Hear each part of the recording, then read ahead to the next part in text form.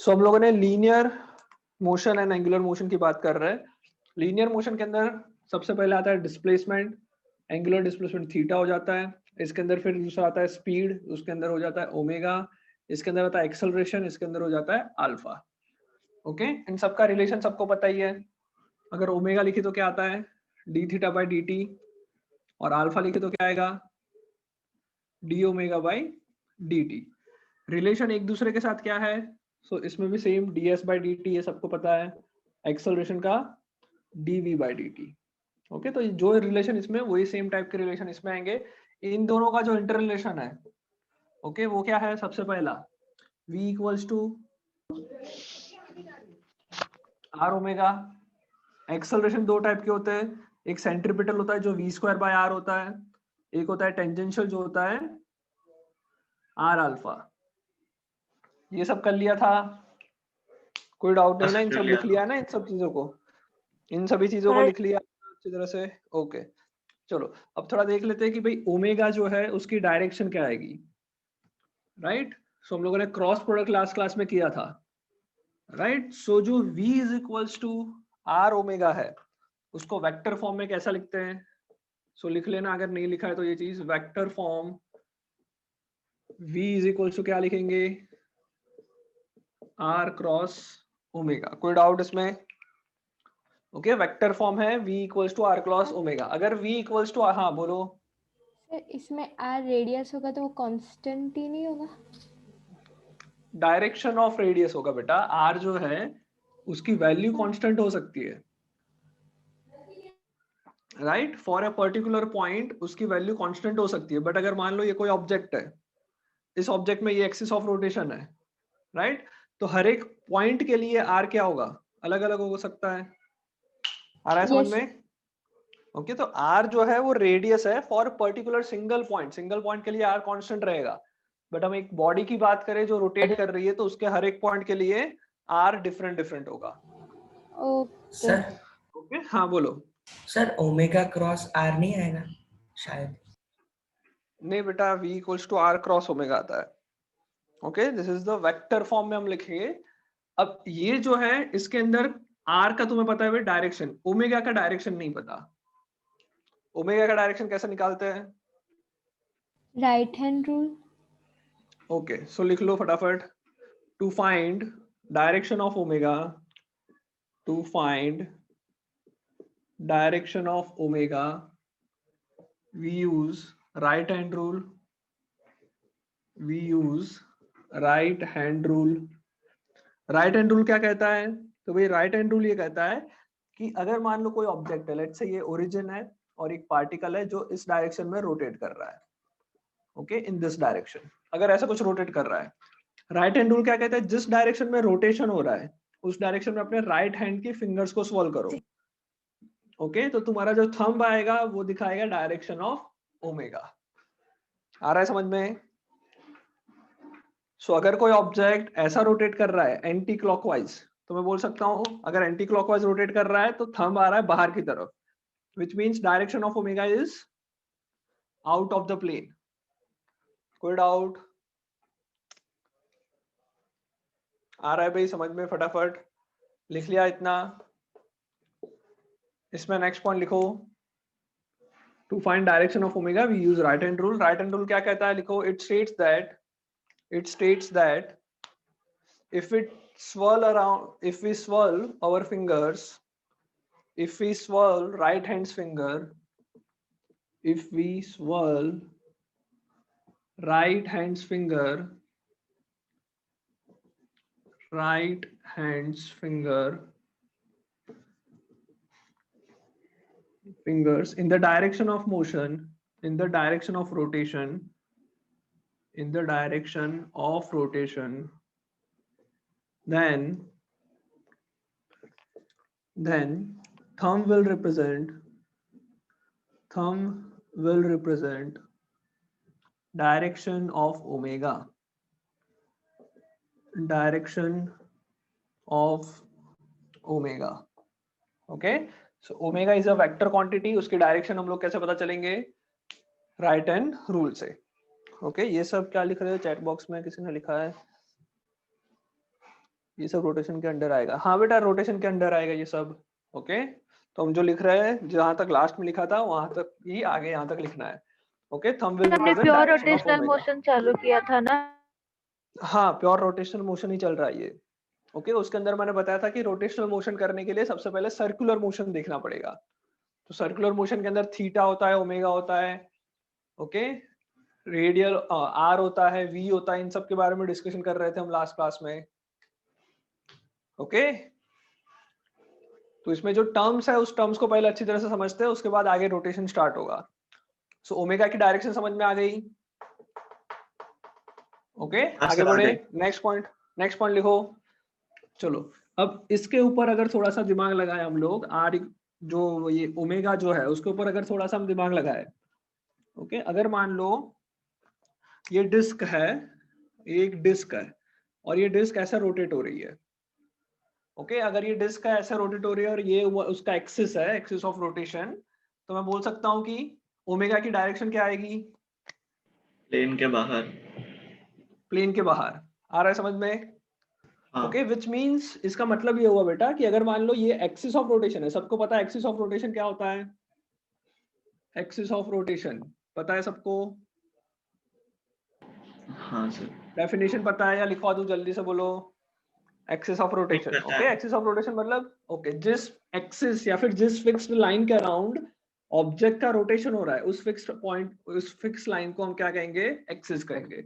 उसको हम ऐसा भी बोल सकते हैं कि भाई एक्सिस पे जो भी पॉइंट होगा उसका रोटेशनल मोशन नहीं होगा, वो हमेशा स्टेशनरी रहेगा, वो हमेशा रेस्ट पे रहेगा। राइट अगर इस डिस्क को पूरा घुमा रहे हैं तो उसका जो मिडल पॉइंट होगा, जो एग्जैक्ट मिड पॉइंट होगा, वो रेस्ट पे रहेगा। तो एक्सिस ऑफ रोटेशन में जो भी पॉइंट होता है वो हमेशा रेस्ट पे रहता है। ओके और एक्सिस ऑफ रोटेशन से हम लोग आर को मेजर करते हैं।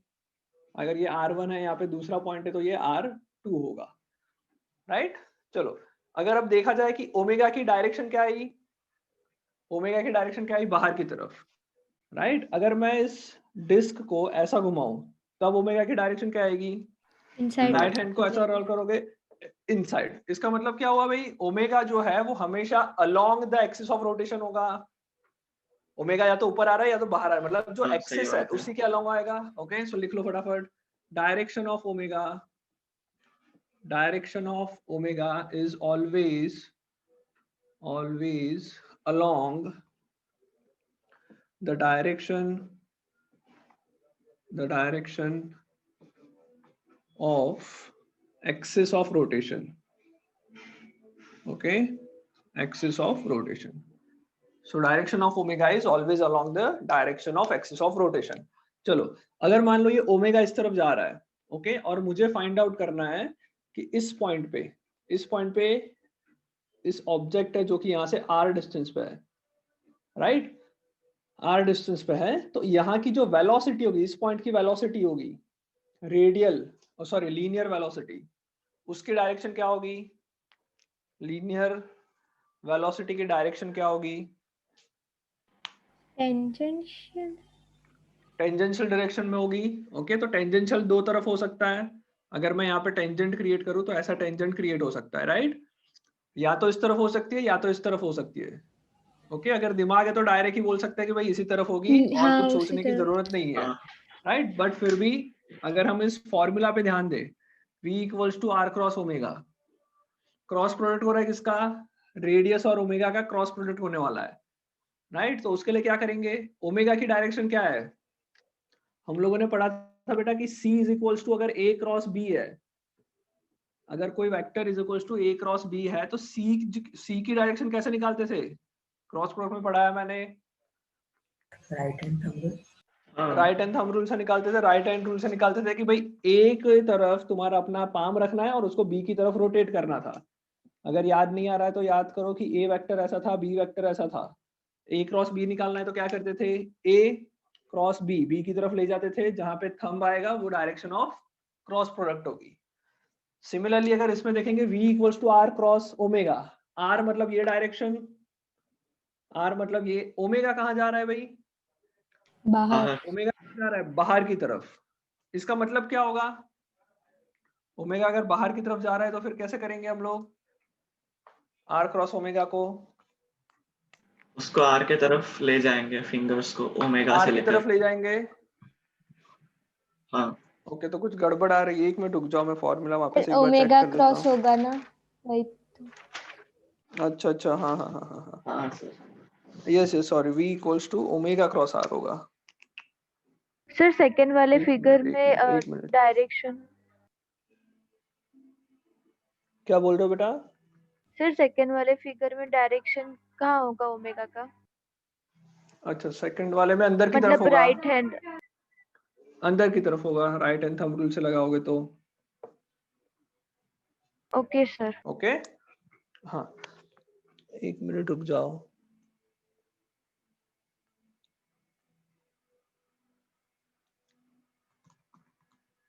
हाँ सर, वही आना चाहिए। वही आना चाहिए, 1 मिनट।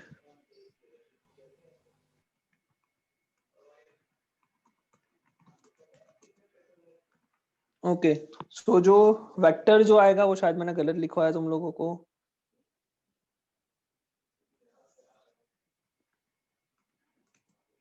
ओके, सो क्या आएगा, तो मैं लिख सकता हूँ कि भाई V equals to omega cross r. Okay, sorry sorry sorry sorry, गलत डायरेक्शन हो जाएगी बेटा, ये चेंज कर लेना, सॉरी, ओमेगा क्रॉस आर आएगा। Okay, V will be equals to omega cross r. Omega cross r मतलब क्या होगा, ओमेगा की डायरेक्शन में हम लोग अपना पाम रखेंगे और आर की डायरेक्शन में हम लोग उसको रोटेट करेंगे।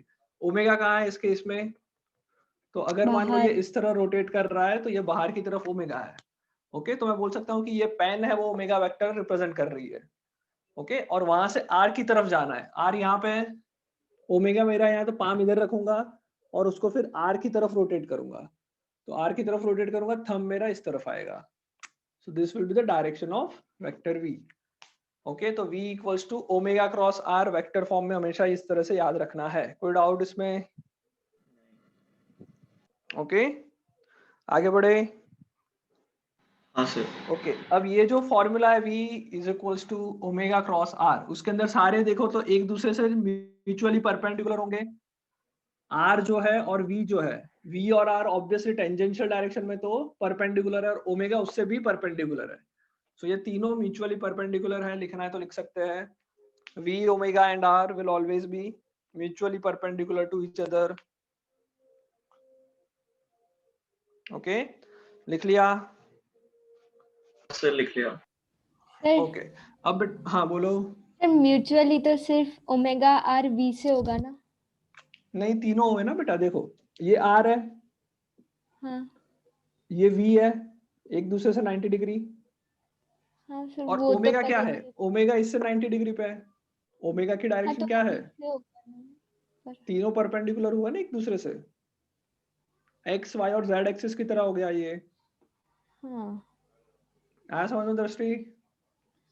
हाँ सर। R और V 90 डिग्री और उससे 90 डिग्री प्लेन पे है, तो R से भी 90 बनाएगा, V से भी 90 बनाएगा ओमेगा। Okay okay. ओके, चलो अब दूसरी स्क्रीन हम लोग ब्लर है। स्क्रीन ब्लर है क्या बच्चों? नो नहीं सर, क्लियर है। बिल्कुल नहीं। क्लियर। ओके, दूसरा बेटा अल्फा पढ़ा था।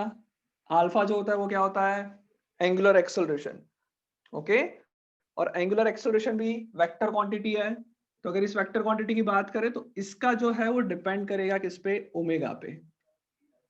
ओके, विच मींस अगर ओमेगा जो है, अल्फा से अगर ओमेगा इंक्रीज हो रहा है तो क्या मैं बोल सकता हूं, अगर ओमेगा इंक्रीज हो रहा है तो डायरेक्शन ऑफ अल्फा क्या बोल सकता हूं, direction of angular acceleration will be same as omega. हाँ या ना? हाँ पूजन आ रहा है समझ में? हाँ sir. Okay, direction of alpha अगर अपोजिट है ओमेगा से, अपोजिट ऑफ ओमेगा, तब क्या होगा, तब ओमेगा क्या होता जाएगा, डिक्रीज होता जाएगा। आ रहा है समझ में?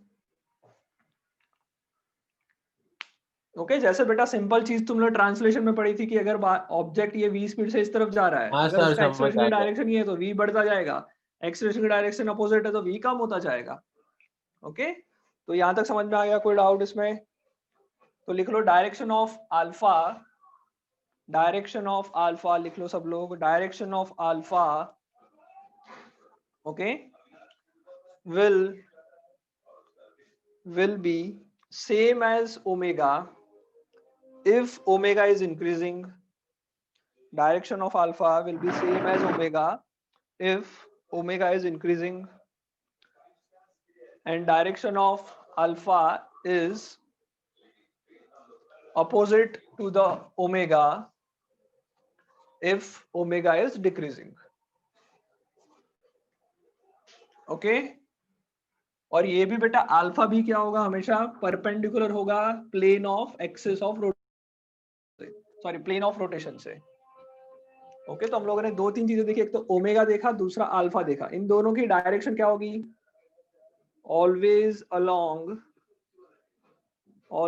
Along axis of rotation, axis of rotation, ये लिख लेना हमेशा।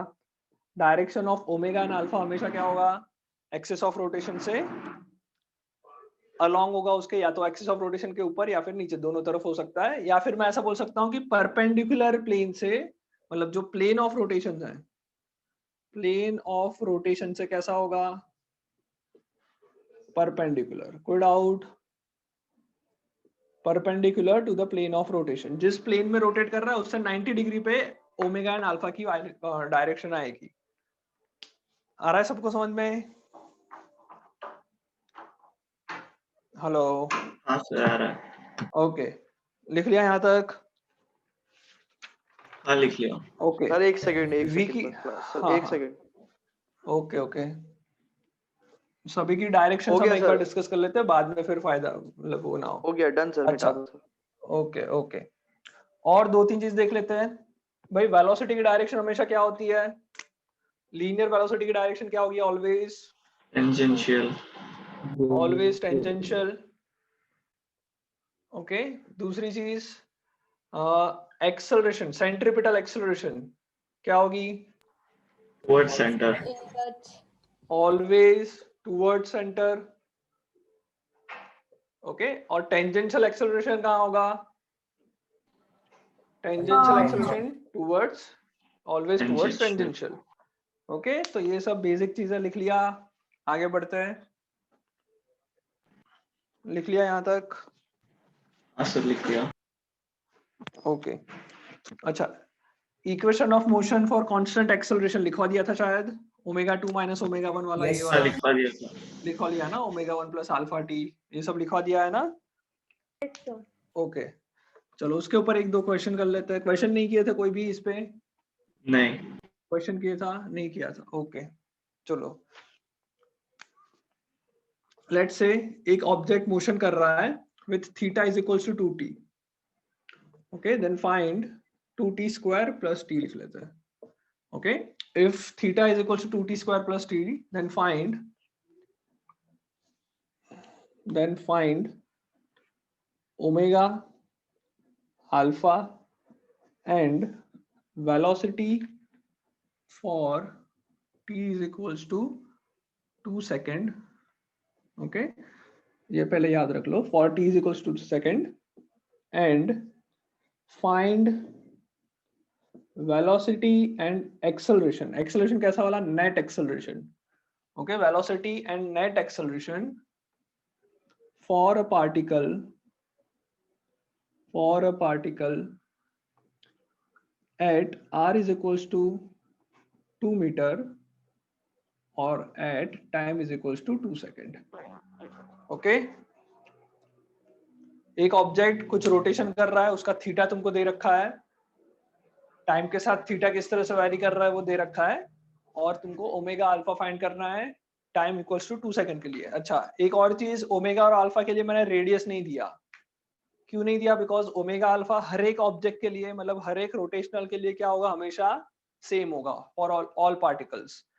जबकि v है, एक्सेलरेशन है, वो सारी चीजें डिस्टेंस पे डिपेंड करती है, एक्सिस ऑफ रोटेशन से कितने डिस्टेंस पे, उस पर डिपेंड करती है।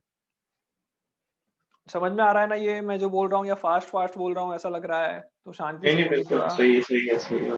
सही है। ओके चलो आंसर निकालो फटाफट। सर ओमेगा 9 अल्फा हाँ 4 और वेलोसिटी 18। वेलोसिटी 18। बहुत सिंपल, डायरेक्ट वैल्यू ही पुट करनी है, कुछ है नहीं इसमें। ओके, तुम्हें थीटा दे रखा है, ओमेगा कैसे निकलेगा? ओमेगा होता है d theta by d T. D theta by d T करोगे क्या आएगा? 4t + 1। ओके, ये ओमेगा आ जाएगा। अल्फा कैसे निकालते हैं? D omega by d t, और एक बार करोगे तो आएगा क्या? 4। तो अल्फा तो आ गया 4 रेडियन पर सेकेंड स्क्वायर, और omega for T is equals 2 second, 2 value डाल दोगे, 4 9 2 8 + 1 9 रेडियन पर सेकेंड। उसके बाद वेलोसिटी और नेट एक्सेलरेशन बताओ कितना आएगा? Sir net acceleration √170। कितना आ रहा है? Root sir of, velocity 18 meter per second. Okay, ये कितना आया नेट एक्सेलरेशन? 170 √170। 170। ओके, देख लेते हैं, जल्दी कर लो बाकी लोग बेटा, फटाफट। बेटा बोर्ड क्लास इसलिए क्लास ज्यादा जरूरी है बिकॉज जो जिसको नहीं आ रहा है वो पूछो। अगर तुम नहीं पूछोगे और ये लोग आंसर देते रहेंगे तो फिर तुम्हारा बेनिफिट नहीं होने वाला कुछ बोर्ड क्लासेस से। ओके, जिसको नहीं आ रहा है उसको पूछना है, नहीं पूछोगे तो फिर फिजिक्स नहीं आएगा।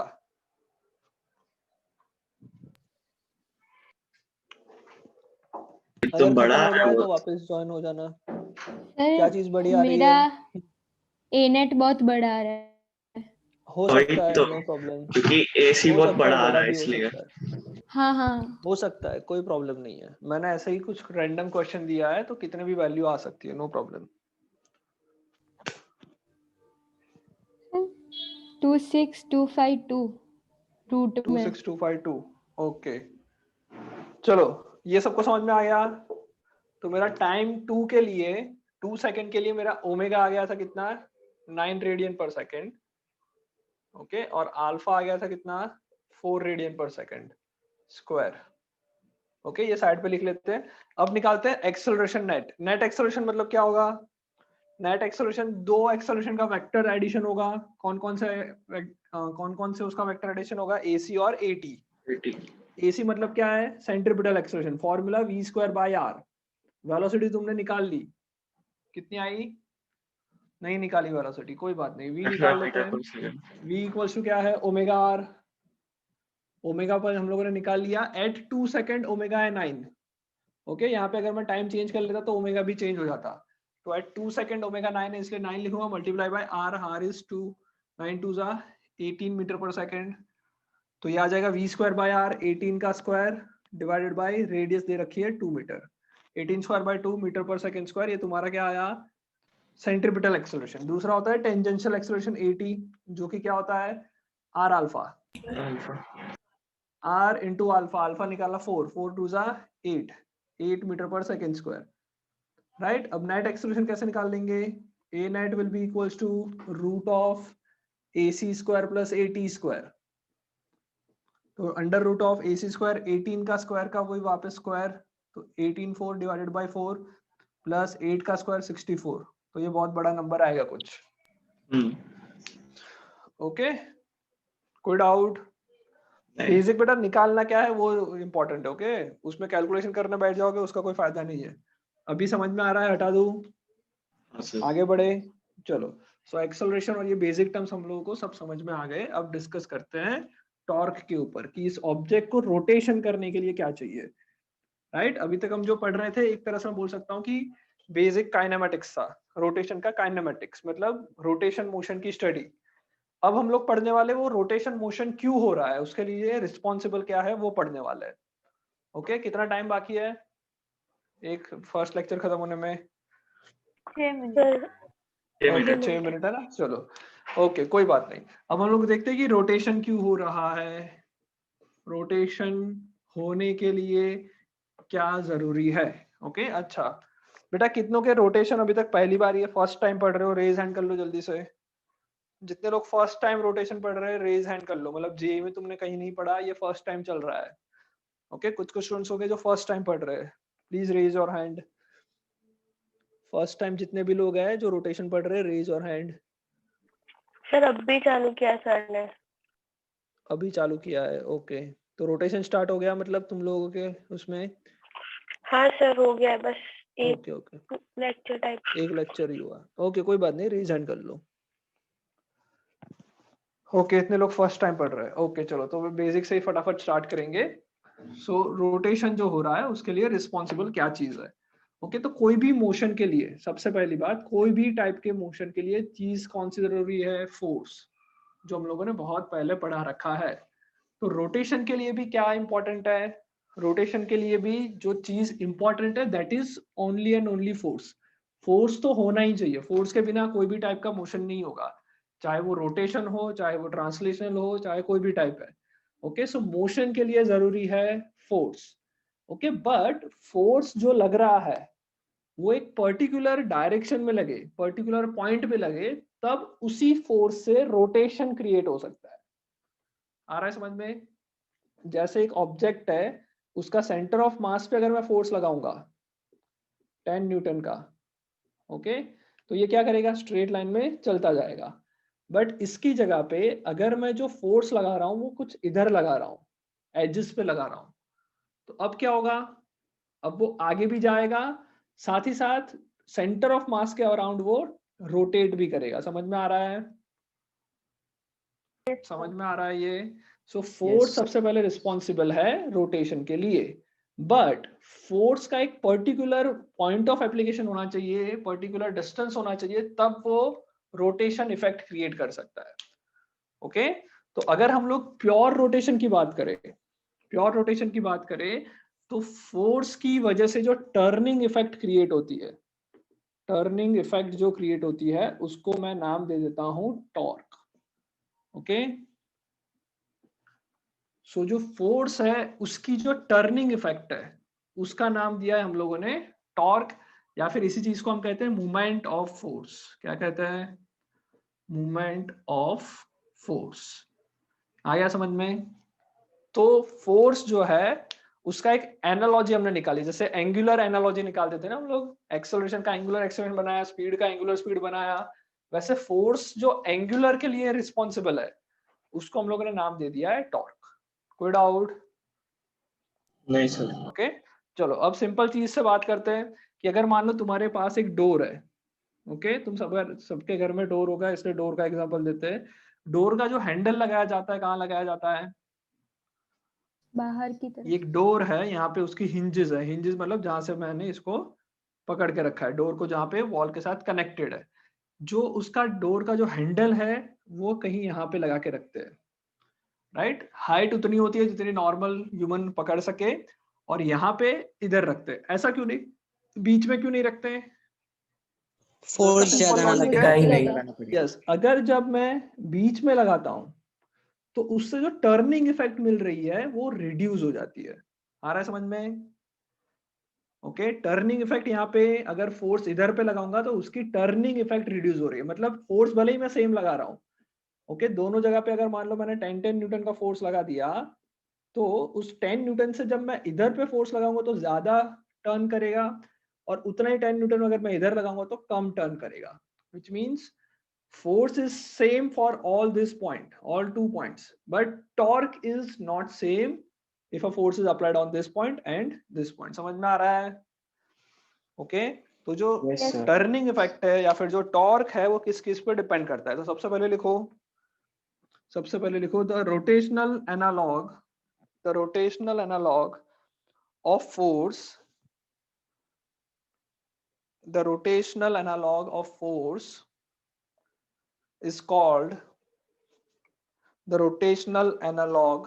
of force is called torque slash करके लिख लो मोमेंट ऑफ फोर्स।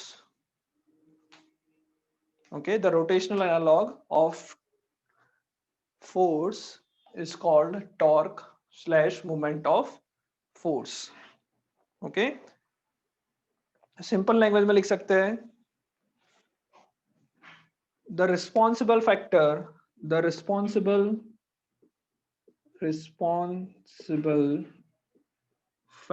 या फिर रिस्पॉन्सिबल क्वांटिटी लिखो, फैक्टर की जगह पे the responsible quantity to rotate any object, to rotate any object is called torque. Is called torque. Okay, the responsible quantity to rotate any object is called torque. चलो अब थोड़ा उसको देखते हैं कि भाई टॉर्क जो है वो किस किस पर डिपेंड करता है. तो किस किस पर डिपेंड करता है उसके लिए मैं एक सिंपल से चीज की बात करता हूं कि लेट्स से एक यहाँ पे रॉड है, इस रॉड को मैंने यहाँ से हिंज कर दिया. Okay, this is a pivot point. Pivot मतलब सबको पता होगा जहां पे मैंने यहाँ पे फिक्स रखा है, मतलब ये रोटेट हो सकता है इस तरफ या फिर इस तरफ, राइट. तो यहाँ पे मैंने पिवोट कर दिया है.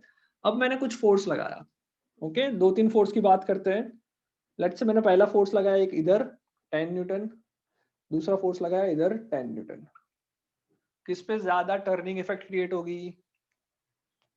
राइट साइड और में जो एंड साइड पे है वो वाला एज पे एज वाला जो तो पाइवट से ज्यादा दूर डिपेंड्स है। On, yes